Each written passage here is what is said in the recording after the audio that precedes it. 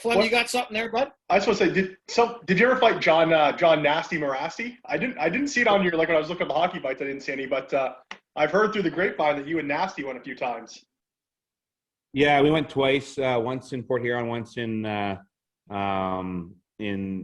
Danbury, and actually,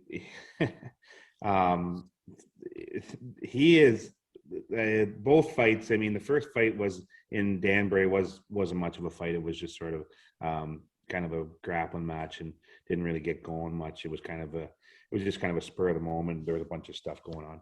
The second fight was in Port Huron, and it was funny because that little fucker is tough, and and I had a reach on him. So when and like I said, I never was one guy like these guys that fight with him and wanted to go toe to toe. That's just stupid. It's like going with Domi. It's dumb, you know.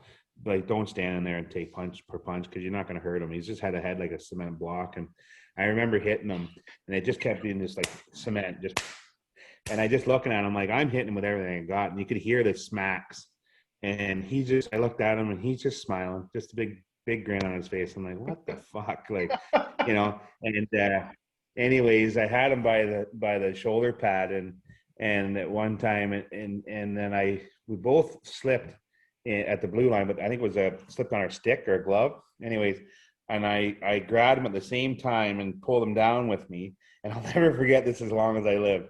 I looked over, I kind of fell down on all fours, but I never let him go. And I just happened to look over, and that crazy fucker, he wasn't very tall. He landed on his head, and he was still smiling, and he was straight up, standing straight up on his head. And I'm like, how is this freaking prick still smiling? Like, goosebumps all over his face, and just smiling. And that was the end of the fight. But yeah, he was a tough little bastard, that's for sure.